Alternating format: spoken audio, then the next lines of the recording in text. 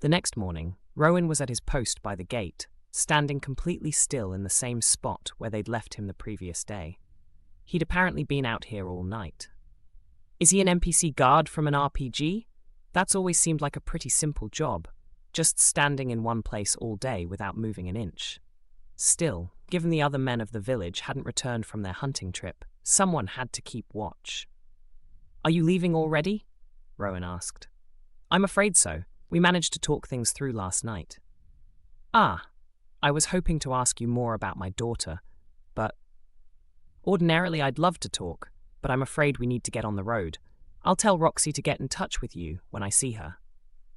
I also would have loved to hear some embarrassing stories from her childhood. Those are probably worth a fortune. Rowin's expression said he'd had several queued up. He ran off into the village and came back with a woman who bore a striking resemblance to Roxy, his wife, Rokari. He was also carrying a sword. I didn't expect Roxy's mother to be so young, Rudeus said, bowing slightly. Oh my, what a flatterer. I'm 102 years old, you know? 102. Which, for a Migurd, was approximately mid-30s. They reached physical maturity by age 10 and didn't visibly age until around 150. No wonder she looked like someone's slightly older than usual older sister. He told Rokari how much he owed Roxy. She blushed and murmured, "Goodness," in a way that suggested she'd gotten entirely the wrong idea. Rowin held out the sword. I know Ruijerd's with you, but you'll sleep better if you have a weapon of your own. Rudeus drew it from its sheath, wide, single-edged, only about 60 centimeters long, slightly curved, like a machete or a cutlass. A few dings from years of use, but the cutting edge was perfect, clean and beautiful. The dull grey steel glowed faintly green in the light. We got this from a blacksmith who wandered into the village. Sturdy thing. Even after years of usage, the blade's still perfect. Thank you very much. A unique blade with a faint green glow. Probably worth asking Ruijerd about eventually. Rowin handed over a small pouch of coins as well. Green ore coins, iron coins, scrap iron, and stone. The demon continent used a pretty different currency system from Asura. Converting roughly, one stone coin was worth about 1 Japanese yen, making an Asuran gold coin worth around 100,000 yen, and green ore coins worth about 1,000. Even those green ore coins, the most valuable demon continent currency, weren't worth more than Asuran large coppers. The arithmetic made Asura's wealth self-evident. The poverty on this continent is real, and the numbers don't lie. I only wish we could have talked about Roxy a little longer, Rokari said. She always had a tough time here, Rowin added. Couldn't participate in the telepathic conversations, couldn't overhear them either. It was bound to be lonely. We were rather worried. Small wonder she ran away from home. I'll make sure she gets in touch. Sure, but if we do meet again, try not to call me Dad, all right? Rudeus had tried this. The man hadn't even cracked a smile. The poker face was exactly Roxy's. 3 days to the nearest town. This was, in retrospect, a wildly optimistic timeline for traveling on foot through monster-infested, craterous terrain in the company of 2 children who had never fought anything before. That said, Ruijerd was a significant asset.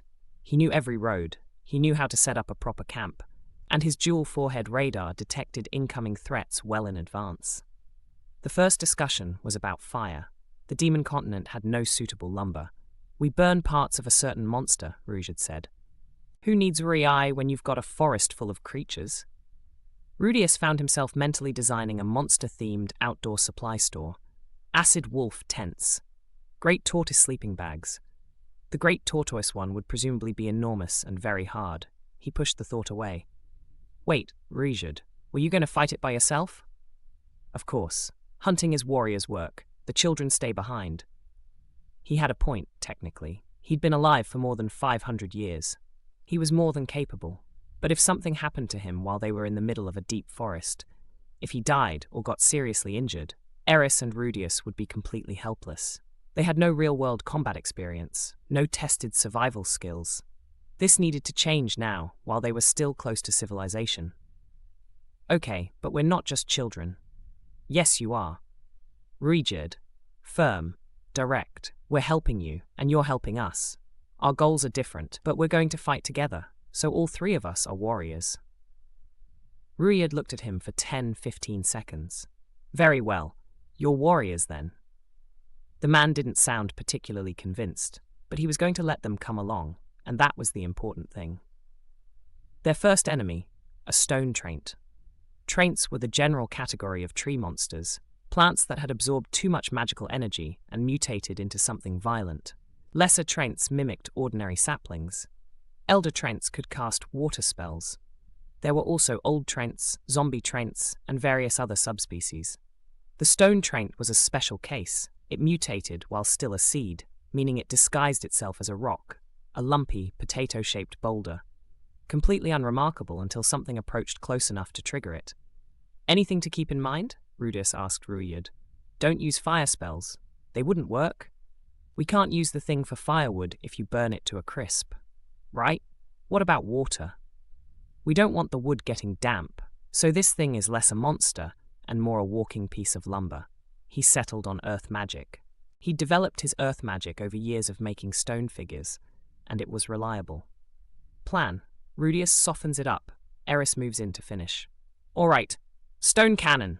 The rock shot from his staff. Hit the stone traint. The stone traint blew apart into tiny pieces. He'd killed it extremely dead. Eris had already been sprinting forward. She stopped mid-stride and turned to glare at him with absolute fury.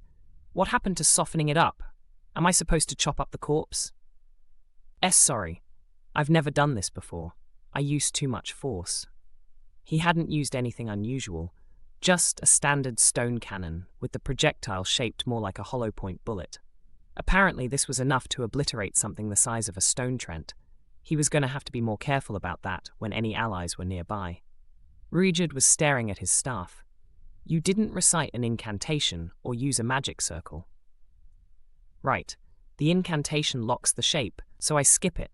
I see. The man fell into a thoughtful silence. Apparently, silent casting wasn't something he'd seen often in 500 years of wandering. Then Ruijerd pointed out that Rudeus had scattered the wood everywhere. Using wind magic, Rudeus gathered it up. 4 battles by sundown. Stone Trent, Rudeus, again 1 shot.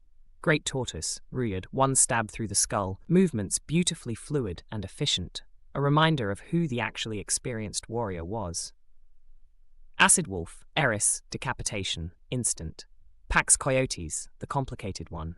The Acid Wolf's blood sprayed all over Eris. She was not in any mood to celebrate her first kill. She was covered in it. Rudeus took a moment to wipe some of the blood off her face with his sleeve, which she accepted without comment, apparently too focused on the general situation of being covered in corrosive monster fluids to care about the social mechanics. The Pax Coyotes were the real test. Each individual coyote formed its own group by reproducing through division, like an amoeba, meaning any group was actually an army with perfect internal coordination under a single leader. Kill the leader, and a new one stepped up instantly. The group they encountered numbered about 20. Eris took them on, while Ruijerd provided backup. She'd never put her life on the line in real combat before today, and it didn't seem to bother her in the slightest. Ghislaine's training had gone deep. Practice like you play, and play like you practice. Rudeus just watched, occasionally feeling useless, until it was over. 3 wounds on Eris. He healed them. She tried to look unbothered. Ruijerd, what do you think of Eris so far? If she applies herself, she'll be a master swordswoman someday. Really? All right. Eris literally jumped. They skinned the Pax Coyotes for their pelts. Valuable, apparently. Camping practice came next. For dinner, great tortoise meat. Most of it needed to be dried for later under Ruijerd's supervision. To be direct about it, the stuff was somewhat vile, overpowering scent, painfully tough. Normally you'd simmer it for hours. Ruijerd just roasted it, because efficiency. Rudeus chewed and felt his childhood dreams of being a respectable chef slowly die. Who said great tortoise was delicious anyway? Wait, that was you, Ruijerd. You're so full of it. Eris was gnawing away contentedly. Hey, this isn't half bad. Seriously? I always wanted to try something like this. Ruijerd mentioned the meat was edible raw. Eris's eyes sparkled with interest. The answer's no, Rudeus said immediately. Don't even think about it. Before bed, Ruijerd gave Eris a lesson in weapon maintenance. Rudeus listened in. Basic premise: dried blood dulls edges and attracts monsters, and your responsibility as a warrior was to take care of your weapon. What's your spear made of, actually? Rudeus asked, studying the white trident. Pure white, no seam between shaft and head. One material throughout. It's made of me. Say what? The spear of a superd is made out of their soul. Every superd was born with a three-pointed tail. It grew with them until a certain age, stiffened and fell off, but remained part of their body, growing sharper and harder with use. With enough time, these tridents became virtually unbreakable. Ruijerd's spear had been growing with him for centuries. At this point, it was probably the hardest and sharpest superd weapon left in the world. And that's why we mustn't cast aside our spears until the day we die. His face was full of bitter regret about the last time he'd done so. The man is as rigid as his weapon. There's such a thing as being too principled. Rudeus made a mental note of this and went to sleep. 3 days later, Rokari, one of the 3 largest cities on the Demon Continent, built inside a massive crater, its rim forming a continuous natural wall. At its center, the ruins of Castle Kishirisu, half destroyed during the Laplace War, black and gold, imposing even in ruin. There were 3 entrances, 2 guards per gate. Ruijerd, we can get into this city, right?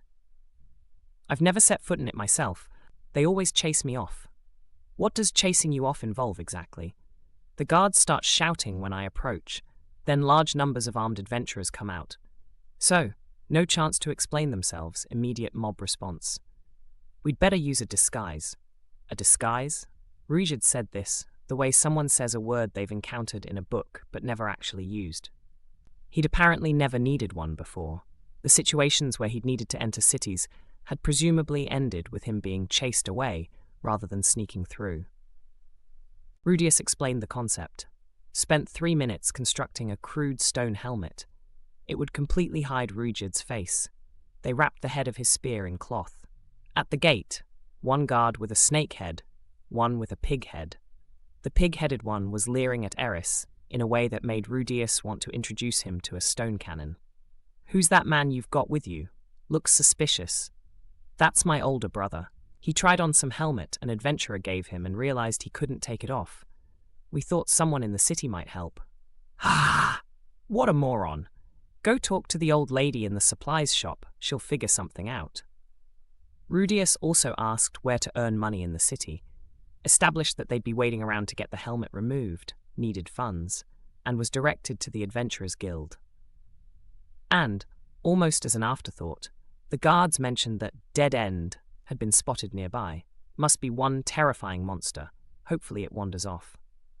Inside the city, Rudeus had a plan forming. He needed a hood and dye. Also, ideally, some citrusy fruit. He spent time haggling at market stalls, buying the dye and a handful of lemon-like fruits, trading Pax Coyote pelts and Acid Wolf fangs in the same transaction, walking away with 1 iron coin, 4 scrap iron, and 10 stone, and then the 3 of them slipped into a back alley. First, bleach Ruijerd's hair with juice from the lemon-like fruits. The natural green faded away for the most part. Then, slather on the blue dye. A reasonably close approximation of Migurd hair color. The village was only 3 days away, so there would be Migurd recognizable in this city. The result was not the prettiest hair dye job in history. Ruijerd didn't look exactly like a Migurd. He didn't look exactly like a superd either. He looked like an ambiguous something, or, more specifically, like a bizarrely oversized blueberry, which was at least a significant improvement over looking like a wanted mass murderer. The target reaction. This guy kinda looks like a Migurd, but not really. And he's calling himself a superd, but that doesn't look right either. So what the hell? Ruijerd immediately asked why the color was so similar to his own. Rudeus explained the plan. From this point on, Ruijerd was playing the role of Royce, a young Migurd man who'd begun impersonating the infamous superd warrior Dead End. Royce had found 2 powerful children in the wilderness, saved them, and they'd idolized him ever since. Idolized was maybe strong. In any case, Royce, who was unusually tall for a Migurd, had realized he could ride their achievements to fame by claiming their victories as his own. This man's a lowlife. He had no right to use my name, Ruijerd said. Yes, very despicable. But if this fake Ruijerd goes around doing good deeds, what would people think? I don't know. That he's obviously a fake, but also a good guy. The rumor gets vaguer over time, Eventually people just say, Ruijerd is a decent person. Ruijerd looked skeptical but willing to try. He absorbed the instructions about fighting. If it came to scrapping, lose convincingly. Take a few punches, breathe heavily, scrape out a win, make people think you're too weak to be the real deal, while also leaving them thinking, but what if? We want people to think you're a fake, while also making them feel good about themselves. The supered are not pushovers. Believe me, I know, but your strength is part of what scares them. Finally, Rudeus removed his pendant, Roxy's graduation gift, Migurd amulet, and placed it around Ruijerd's neck. With that visible, everyone would assume at least some connection to the Migurd. It must be precious to you. I'll return it safely. Yeah, fair warning. If you lose it, I'll block every exit from this city with earth magic and fill the entire crater with magma. What? You'd kill all the people inside? There are children here. Right. So keep the amulet safe and everyone lives. I'm only kidding, obviously. For Eris's disguise, the hood he'd bought. He unfolded it and found to his alarm that it had little kitty earbags attached, like the cowls white mages wore in Final Fantasy III. He'd bought this by accident. Eris had always hated cosplaying as a cat girl, specifically from what he remembered about the traditional Boreas family greeting. Well, about this hood. Oh, what about it? I was thinking, maybe you could wear it. Really? She seemed overjoyed. She immediately pulled it on, smiling happily. I'll take good care of it. Sometimes I don't understand this girl at all. The Adventurers Guild lobby was dense with the full variety of demonic humanoids. Horse heads, praying mantis arms, butterfly wings, snake waists, four-armed people, blue-skinned people, two-headed people. Based on the range of body modification present, Migurd and Supered were apparently some of the more human-looking demons around. The three of them flung the doors open and entered. Rudeus stepped forward with his most convincing smirk. Hey, what's with the slack-jawed stares? Don't you know who this man right here is? This is the infamous Supered monster, Dead-End Ruijerd himself. Don't just stand there. Make with the screaming and running for your lives. Nobody screamed. Nobody ran. The crowd stared at Ruijerd's blue hair. Can you believe these country bumpkins? They don't even recognize the face of terror. All those rumors flying around and we walked right in. Someone in the crowd let out a quiet laugh. Hey, did I say something funny? Snort. Hey, just a tip, kid. The Supered have green hair. The whole lobby exploded. Decent start. Rudeus pushed further into the room, acting convincingly furious. Dead ends going around rescuing lost kids, apparently. You idiots. He defeated a whole bunch of monsters that were attacking us in the wastelands, all by himself. Migurd said, Humph. Let the fools laugh, because this had been scripted. More laughter. Rudeus pointed out that the whole crowd should count themselves lucky their boss was so big-hearted. This was going well. When they reached the counter, unreasonably high, Rudeus nodded at Ruijerd, who lifted him up. We want to register as adventurers. The crowd lost it again. Dead End's a friggin' newbie? Hack, wheeze my sides! Am I going to have to show Dead End the ropes? The clerk across from him had orange hair fangs, a low-cut top, and 3 breasts, which meant 2 times the cleavage. Rudeus internally noted this as a genuinely efficient anatomical arrangement. She seemed bemused by the sudden shift from his theatrical entrance to a polite, I'm sorry for the commotion, miss. She helped them fill out the forms. Answers to questions. False names were acceptable. The Demon Continent Guild had its own policies about this, since many people here didn't even have birth names. Registering across continents worked with the same card. The guild required you to assist local authorities in a monster crisis. She retrieved a transparent board about the size of an erotic game box with a magic circle engraved at its center. Basically a magic printing press for adventurer cards. Each one encoded your name, rank, profession, race, age, and sex. The race and age were detected automatically by touch. Rudeus's card, Rudeus Greyrat, male, human, age 10, magician, rank F. He discovered he could change the language on the card by pressing his finger to it, switched it to Beast God, then Fighting God, at which point the clerk asked him to stop because using it rapidly would drain the card's magical energy. Rudeus asked roughly 30 follow-up questions about the card's power management system.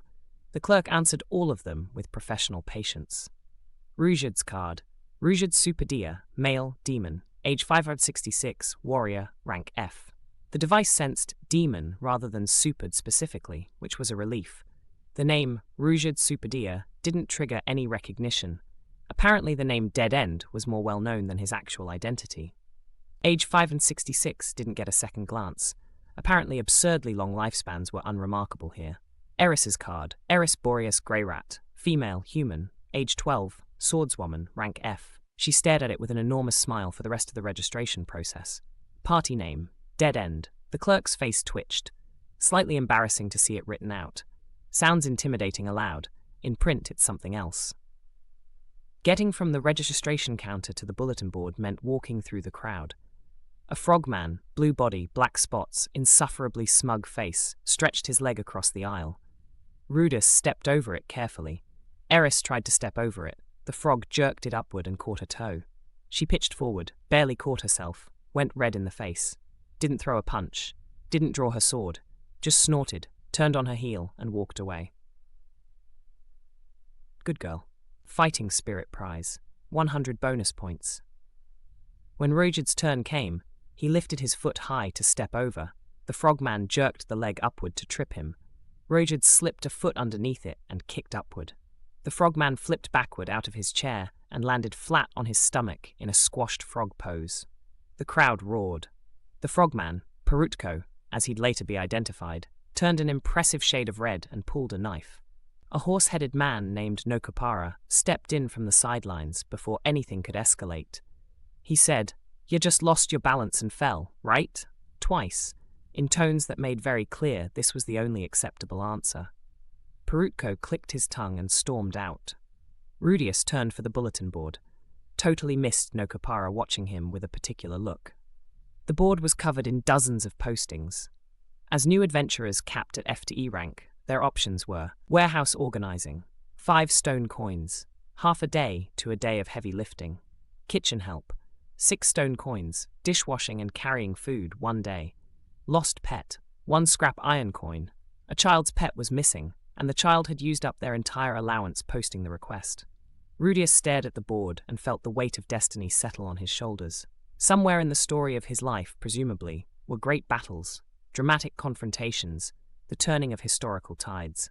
That story had apparently decided to start with heroically sorting through a mountain of flour bags and possibly heroically washing dishes. He could already picture the tale he'd tell someday. And that was the day I truly became an adventurer, the day I organized that warehouse in Block 12. Every great adventure has to start somewhere, he reminded himself. Then he glanced at Ruijerd, who was contemplating the posting board with perfect stoic seriousness, and at Eris, who was still fuming quietly about the frogman, and he thought maybe they'd at least find a really good recipe for tortoise stew along the way.